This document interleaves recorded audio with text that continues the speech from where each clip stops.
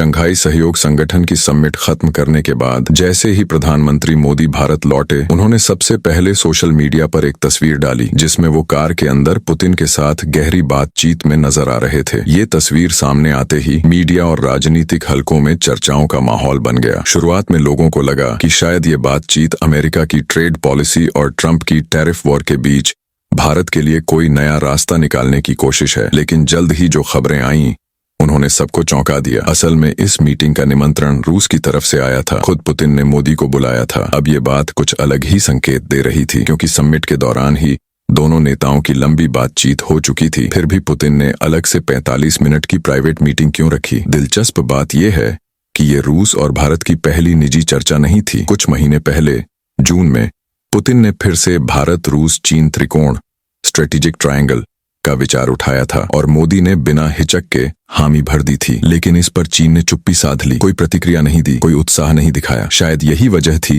कि इस बार टियानजिन समिट के मौके को रूस और भारत ने गंभीरता से लिया, ताकि इस प्रस्ताव पर दोबारा बातचीत हो सके। अब सवाल ये है कि आखिर 20 साल पहले जो त्रिकोणीय गठबंधन का आइडिया रखा गया था, वो आज भी रूस को इतना याद क्यों है? और चीन की साइलेंस पॉलिसी के पीछे क्या कोई गहरी रणनीति छिपी है? असल में भारत रूस चीन त्रिकोण का कॉन्सेप्ट 1998 में रूस के पूर्व प्रधानमंत्री प्रिमाकोव ने दिया था। उस वक्त रूस आर्थिक तबाही से गुजर रहा था।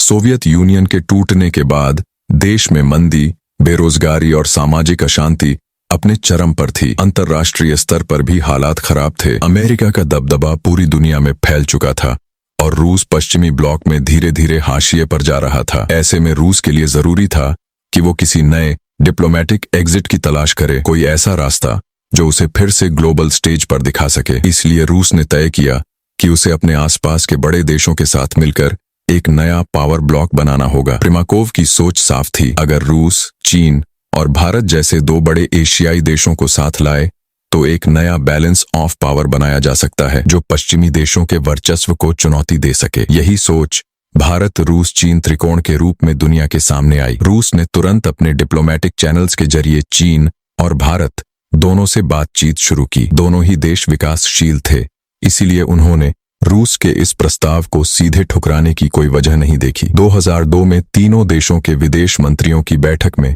इस आइडिया पर पहली बार औपचारिक सहमति बनी। 3 साल बाद इसका कोऑपरेशन फ्रेमवर्क तैयार किया गया और फिर तीनों देशों ने मिलकर बहुध्रुवीय मल्टीपोलर विश्व व्यवस्था को आगे बढ़ाने पर काम शुरू किया। लेकिन इस सहयोग में रूस ने एक अहम बात छिपाई कि रणनीतिक हितों के अलावा वो इस साझेदारी से एक भावनात्मक या मनोवैज्ञानिक संतुलन भी पाना चाहता था। सोवियत युग में मॉस्को दुनिया के पूर्वी ब्लॉक का केंद्र था, 2 सुपर पावर सिस्टम में अमेरिका के बराबर खड़ा। अब भले ही रूस पहले जितना ताकतवर न रहा हो, लेकिन वो फिर भी अंतर्राष्ट्रीय मंच पर बड़े भाई की भूमिका बनाए रखना चाहता था। भारत और चीन को अपनी टेबल पर बुलाकर वो उसी पुराने महान शक्ति वाले एहसास को फिर से जीना चाहता था। इस कदम ने अंतर्राष्ट्रीय संबंधों की उस डिप्लोमेटिक डेकोरम को तोड़ दिया था और यहीं से भारत रूस चीन त्रिकोणीय संबंध के टूटने की नींव भी रखी गई। इस त्रिकोण के भीतर पहला बड़ा टकराव 2006 की शंघाई सहयोग संगठन SCO समिट में सामने आया। उस वक्त चीन चाहता था कि संगठन को एक मल्टीलेटरल इकोनॉमिक प्लेटफॉर्म में बदला जाए ताकि सदस्य देश व्यापार, ऊर्जा और आर्थिक सहयोग में आगे बढ़े। लेकिन रूस का फोकस पूरी तरह अलग था। वो चाहता था कि SCO को नेटो के ईस्टवर्ड एक्सपेंशन के खिलाफ एक पॉलिटिकल टूल बनाया जाए। इन दोनों के लक्ष्य में ये मतभेद इतना गहरा गया कि संगठन के विस्तार का एजेंडा ही ठंडे बस्ते में चला गया। भारत ने जब ये असहमति देखी तो हमेशा की तरह अपनी फेंस सीट पॉलिसी अपनाई, यानी देखो किसका फायदा ज्यादा है, फिर उसी ओर झुक जाओ। 2007 में जब एशियान की उच्च स्तरीय बैठक हुई तो उसी दौरान भारत ने अमेरिका, जापान और ऑस्ट्रेलिया के साथ एक लोकी मीटिंग की और यहीं से क्वाड सिक्योरिटी डायलॉग की जड़ें मजबूत होने लगी। इस बिंदु के बाद त्रिकोणीय गठबंधन का कोर ही टूट गया, क्योंकि तीनों देशों के मकसद अब एक जैसे नहीं रहे। हालांकि त्रिपक्षीय संवाद का फ्रेमवर्क आज भी कागजों में जिंदा है, पर अब उसका रोल सिर्फ सिंबॉलिक रह गया है, असल असर खत्म हो चुका है। असल में अगर चीन और रूस के बीच यह विचारों का टकराव नहीं भी होता तो भी इस त्रिकोणीय स्ट्रेटेजी का लंबा सफर मुश्किल था, क्योंकि इसका सबसे बड़ा अनस्टेबल एलिमेंट हमेशा भारत ही रहा है, जो अपनी नीति में अक्सर स्ट्रेटेजिक फ्लेक्सिबिलिटी से ज्यादा पॉलिटिकल ऑपर्चुनिज्म दिखाता है। भारत का रवैया इस त्रिकोण के प्रति कभी स्थिर नहीं रहा। ऊपर से वो रूस की तरफ झुकाव दिखाता है, क्योंकि उसे रूस की एनर्जी, डिफेंस और डिप्लोमेटिक सपोर्ट की जरूरत है, लेकिन अंदर से उसकी स्ट्रेटेजी हमेशा यही रहती है कि कैसे दोनों पावर ब्लॉक्स के बीच से अपने मैक्सिमम बेनिफिट्स निकाले जाएं। अगर भारत के इतिहास पर नजर डालें तो एक बात साफ दिखती है, भारत की विदेश नीति हमेशा स्ट्रेटेजिक ऑटोनॉमी की बात करती है, पर हकीकत में उसने कभी पूरी तरह आत्मनिर्भर डिप्लोमेटिक ताकत नहीं दिखाई। इसलिए उसकी डिप्लोमेसी अक्सर टैक्टिकल और शॉर्ट टर्म फायदों पर टिकी रहती है। कोल्ड वॉर के दौरान भारत नाम के लिए नॉन अलाइंड मूवमेंट का हिस्सा था, पर असल में एक हाथ से अमेरिका की एड लेता रहा और दूसरे हाथ से सोवियत यूनियन से मिलिट्री रिलेशन बढ़ाता रहा। तीसरे भारत पाक युद्ध में तो भारत ने खुलकर सोवियत यूनियन के साथ अलायंस किया और बांग्लादेश बनाकर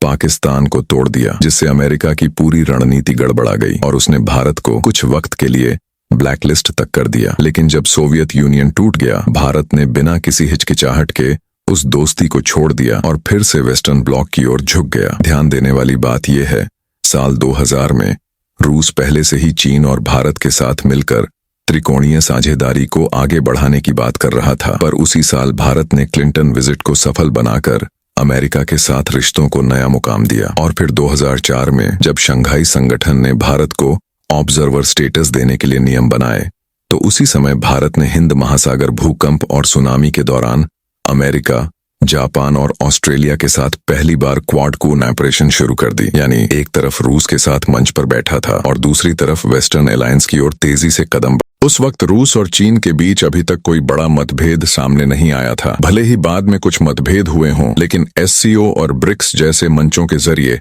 उन्हें आसानी से संभाला जा सकता था। मगर भारत ने हमेशा की तरह अलग रास्ता चुन लिया, सहयोगियों को पीछे छोड़कर खुद नई दिशा में बढ़ गया, जिससे रूस, जो इस त्रिकोणीय गठबंधन को आगे बढ़ाने की कोशिश कर रहा था, पूरी तरह निराश हो गया। असल में भारत की ये ऑपर्चुनिस्ट सोच किसी एक फ्रेमवर्क तक सीमित नहीं है, चाहे वो त्रिकोणीय गठबंधन हो या कोई और अंतर्राष्ट्रीय संगठन। भारत का जोश हमेशा कुछ वक्त के लिए रहता है और असली फोकस रहता है अपने फायदे पर। अक्सर भारत मीटिंग्स में तो शामिल होता है, पर जब जिम्मेदारी निभाने की बारी आती है तो उसका नाम लिस्ट में मिलना मुश्किल हो जाता है। यही सबसे बड़ी विडंबना है। इसी वजह से भले ही रूस और चीन के रिश्ते बाद में फिर से पटरी पर आ गए हों, भारत तब तक अमेरिकी इंडो पैसिफिक स्ट्रेटजी का अहम हिस्सा बन चुका था। रूस की पुरानी जिद और भारत की रणनीतिक चालों के बीच चीन इस पूरे मुद्दे पर सबसे कूल और कैलकुलेटेड रहा। इसलिए जब रूस ने यूक्रेन युद्ध के असर को बैलेंस करने के लिए और भारत ने अमेरिकी ट्रेड दबाव से राहत पाने के लिए त्रिकोणीय रणनीति को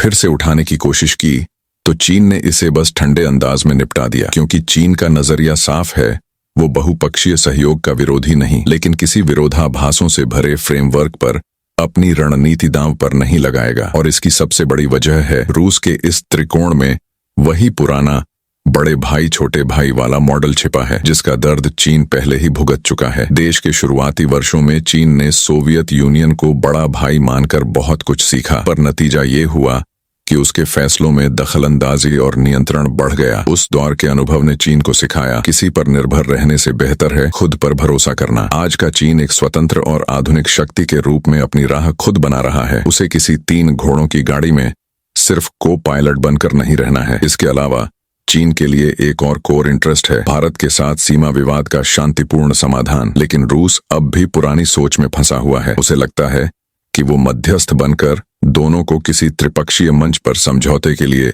राजी कर सकता है। लेकिन आज का चीन किसी बाहरी मध्यस्थता को स्वीकार नहीं करता और अपने हितों की कुर्बानी देकर किसी त्रिपक्षीय दोस्ती का दिखावा नहीं करेगा। उसके लिए भारत से रिश्ते केवल ताकत और बातचीत के संतुलन पर टिके हैं, न कि किसी तीसरे देश की सलाह पर। इस बीच चीन ने अपने अंतर्राष्ट्रीय संबंधों का दायरा भी काफी बढ़ा लिया है। आसियान देशों के साथ उसका व्यापार और निवेश गहराई से जुड़ा है। वहीं मध्य पूर्व और अफ्रीकी देशों के साथ उसकी एनर्जी और कैपिटल पार्टनरशिप लगातार बढ़ रही है। उसका रवैया हमेशा से एक जैसा रहा है, बराबरी और शांति के आधार पर सहयोग, न कि दबाव या निर्भरता के आधार पर। आज की दुनिया फिर से बदल रही है। अमेरिका अपनी एक ध्रुवीय पकड़ बनाए रखने के लिए जूझ रहा है, रूस रास्ता खोजने में लगा है, भारत ऊपर उठने की कोशिश कर रहा है और चीन लगातार अपने लॉन्ग टर्म विजन पर आगे बढ़ रहा है। आखिरकार भारत रूस चीन त्रिकोण रूस के लिए एक जुनून था, भारत के लिए एक सौदेबाजी का कार्ड और चीन के लिए सिर्फ एक रणनीतिक विकल्प। रूस अपनी खोई हुई शान ढूंढना चाहता था, भारत अपने फायदे का रास्ता, पर चीन ने तय कर लिया दूसरों के सपनों का हिस्सा बनने से बेहतर है अपने विजन को खुद बनाना। तो दोस्तों, ये वीडियो यहाँ पर ही खत्म होती है। तो फिर मिलते हैं किसी और एक नए वीडियो टॉपिक पर। और यदि आप ऐसी नॉलेज वाली वीडियोस देखना चाहते हो तो हमें सब्सक्राइब करना ना भूलें। और हाँ, आप हमें कमेंट करके बताओ कि आप ये वीडियो कहाँ से देख रहे हो।